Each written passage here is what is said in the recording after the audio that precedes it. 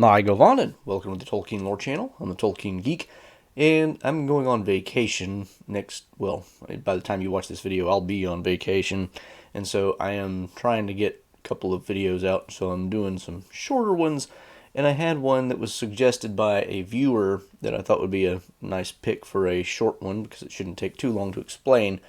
Viewer Coriander286 asked, why didn't Sauron know where the Shire was whenever he sent his ring wraiths out to look for the ring? And of course, he knows that it's Baggins and Shire, and that's all he's got to go on. And the question is, why does he have to look all over the place trying to find the Shire? Well, there's a lot of reasons why, but let's start kind of at the beginning. One thing we have to disabuse ourselves of, especially in the post-Peter Jackson era, is this idea that Sauron would have known basically where everything was.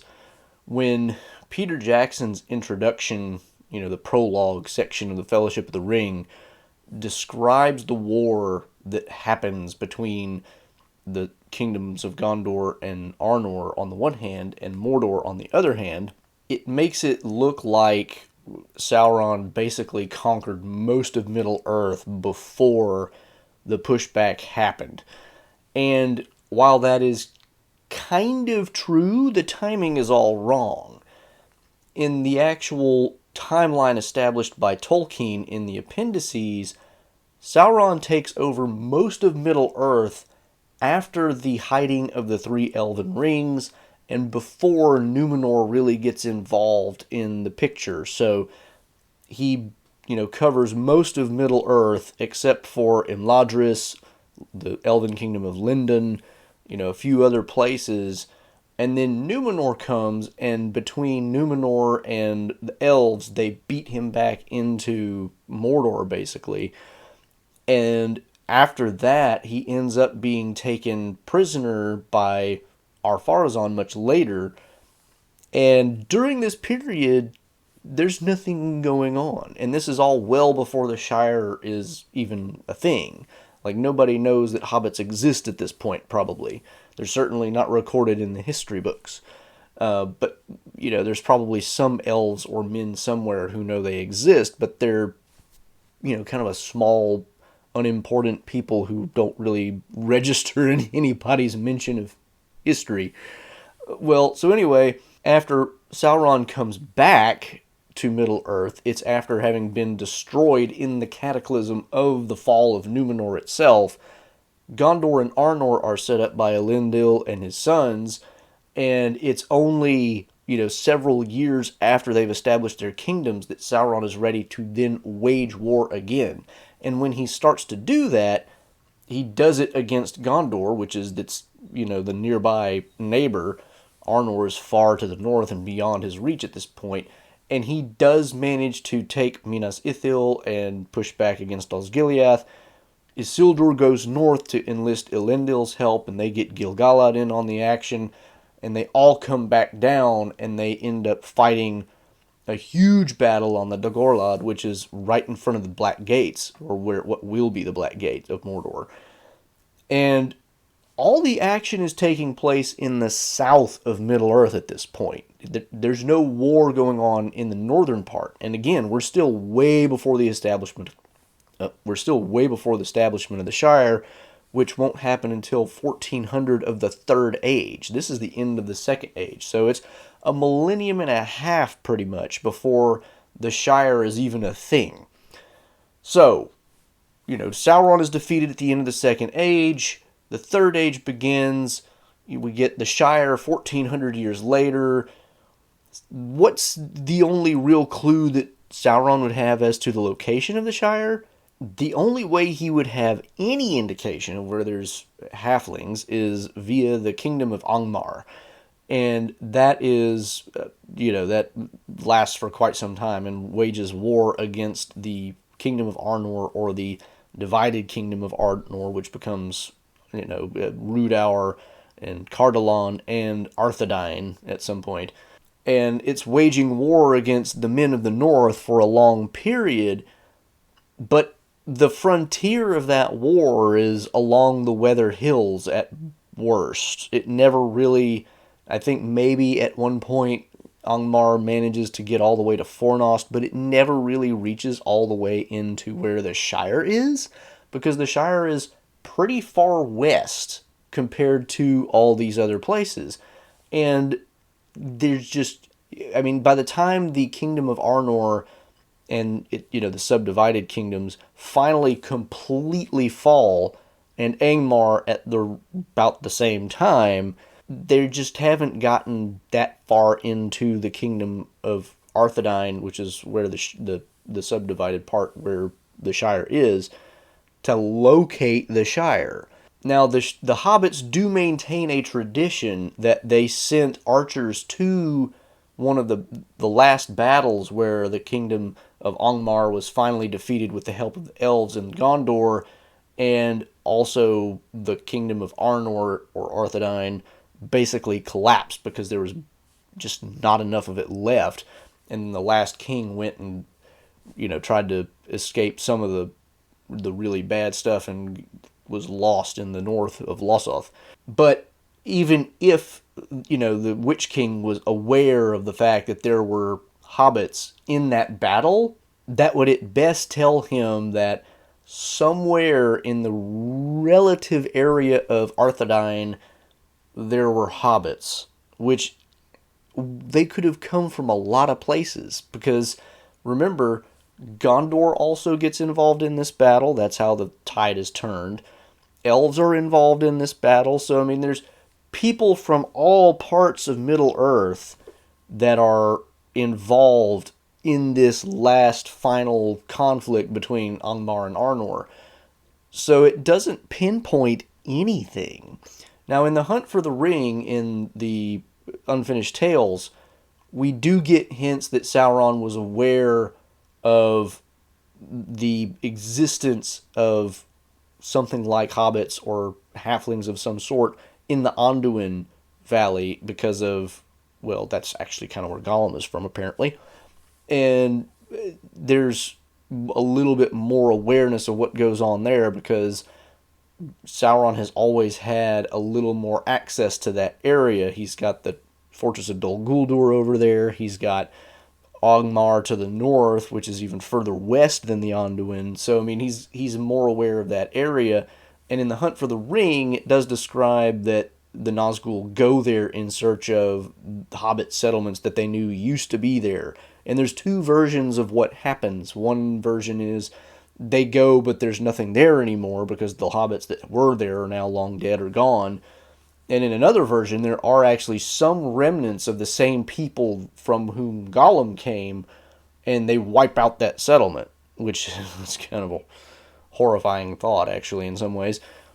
So that's Sauron's best idea of where the Shire is. Gollum, of course, has no real idea where the Shire is either. He hasn't been outside of a mountain for 500 years, and it's not like Bilbo tells him pinpoint where to go to get there. So that's kind of the background. Sauron has no reason to know exactly where the Shire is. The next step in this is we have to realize that in this era, there aren't really a lot of maps. The map that we're already familiar with that shows basically all of Middle-earth is a map that probably would have been drawn after the defeat of Sauron at the end of the Second Age, when Gondor actually had a chance to scout out kind of the area of Mordor and get an idea what was there. And they would have, of course, had, the thousands of years after that to detail further areas around and all that stuff. So, I mean, you've got all this time. Arnor likewise. And Elrond has been around the whole time, so he has the chance, through his connections to both kingdoms, to really kind of be the person who collects all the information that there is. And he is the greatest lore master, basically, at the time of the Lord of the Rings. So the map that he has is probably the most detailed map there is, except maybe something in Gondor. And those are not maps that Sauron has access to. Those maps also probably would have been made before the Shire existed. And so, would the Shire have even been on any map? Probably not. The map that we have is probably something that had been made by Gondor way before the Shire had been, completed, and a copy of which might have ended up in Rivendell, but which the hobbits probably edited to add the Shire because no other map really contained that. So it's not like there's a map just hanging around in your local convenience store that Sauron can go buy that tells him where the Shire is. That's not how that works. So really, there's no way that he could know where it is. Now, the other thing that we have to keep in mind is Sauron, while he does have a Palantir, that does not mean he has instant access to all the information he could possibly want. The Palantir doesn't work in the way of show me this, and then the Palantir is like, okay, magic mirror on the wall, here I go. That's not how the Palantiri actually function. A Palantir only really works as an instrument of the will of the user, in that it's going to show you what you already know to look for, so to speak. So Aragorn, when he uses the Palantir that they get from Saruman, much to Saruman's chagrin, he uses it to look south to the regions where the Corsairs are, and up the, near Pelargir and all that, because he knows that's a potential risk, and that's how he learns the Corsairs are going to be there. It's not like he's looking into it and saying, show me what the most, significant danger is, and then the Palantir's like, oh yeah, it's these guys. No, it's not a crystal ball in that sense. It doesn't do that. And, if you grew up like I did with the Rankin Bass Return of the King, you might get that idea, because Gandalf describes it as a crystal ball to see the future, which is just like, okay, I guess good enough for the cartoon version, but it's just not accurate. So Sauron has to know what to look for. And if you read the Unfinished Tales material on the Palantiri, the idea is you focus your will on the Palantir to look in a place. And so theoretically, Sauron could, if you wanted to, I guess, use the Palantir and just kind of like rove across Middle-earth in a grid fashion, trying to find stuff. But man, that would take so long. Middle-earth is a big place, and he's got other things to worry about. He needs to spend time looking into Gondor, what their military preparedness is. He needs to, spend time looking at other things too. He can't just be spending all his time checking the Palantir going, okay, well, I checked off row E, let's go to row F today. And, that just is not plausible. I mean, he can't do that reasonably. So now, like, if he had millennia to do it, maybe he could. But you have to remember, by the time he learns of the existence of the ring, that's not very long before the Nazgul manage to find the Shire just by getting directions. And that's way more effective than spending all of his time, because if you're going to be looking for it and you're already sending out the Nazgul, they're going to be able to scare that information out of somebody. It'll take a while, but if the Shire exists, all they've got to do is go across Middle-earth. Sooner or later, they'll find somebody who knows something, and they'll get the information. Meanwhile, Sauron can keep using his Palantir to corrupt Saruman, corrupt Denethor, and just find out what he wants to know otherwise. So, he's not going to find it by the Palantir. He doesn't have a map. What else is there? There's really just no other way to figure out where the Shire is. He doesn't have connections with anybody who can tell him where the Shire is, except Saruman, admittedly. But he doesn't know that Saruman knows. So that doesn't really work either. And if you read the Hunt for the Ring, there is some indication that he at least kind of suspects that Saruman might know something. But by that point, Saruman has already kind of stopped using the Palantir because he's trying to hide what he's doing, which is why he gets in trouble and the Nazgul show up at his doorstep and he's like, I'm going to throw these guys off with my voice and, just... So he kind of does get that, but he doesn't have access to Saruman's mind through the Palantir at that point, and so he can't just gain the information that easily. And by that point, when the Nazgul show up, they're already almost to the point of finding it anyway.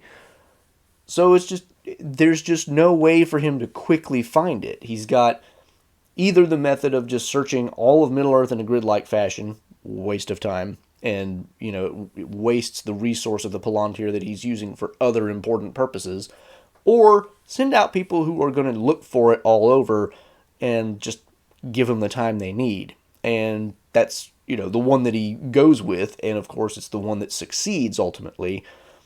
And it just takes time for something like that to work when you have no maps and no, very little to go on, for the simple reason that most people don't know where the Shire is.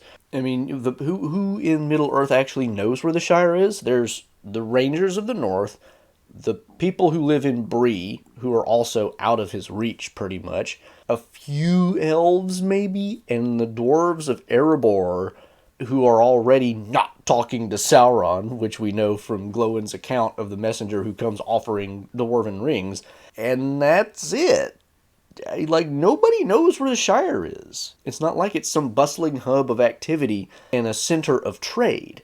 Dwarves pass through it on their way back and forth between Erebor and the Blue Mountains, and there's wandering companies of elves, but Sauron's not getting information out of those people. He's not getting it out of rangers either. There's just no one that he can get the information from. He doesn't have access to a map. Literally the only thing left is just send people out, hope they can find it over time, which of course they do, but it's only because they finally happen to be on the right track of somebody who knows where it is, sends them on their way, and they end up finding enough further information to get there. That's it. That's pretty much why Sauron doesn't know where the Shire is whenever the start of the story. There's just no way he could know. So that's the answer to that question, or at least my answer to that question. If you can think of additional details, or if you think there's a flaw in my reasoning, please do comment in the comments below. If you like the video, please do like, share it around. It's always nice to get information like this out there for people who haven't really put the thought into it. And also, again, Peter Jackson's movie has kind of corrupted us a little bit in terms of what we think we know about the Lord of the Rings. So always good to kind of correct that a little bit. And if you're interested in Tolkien trivia questions, make sure you follow me on the platform formerly known as Twitter. And you can find other social and support links in the description below. Until the next time, I'm the Tolkien Geek signing out for the Tolkien Lore channel. Namarie. Thanks to all my channel supporters, especially Paul Leone, Nathan Dufour, and Robert Kindling.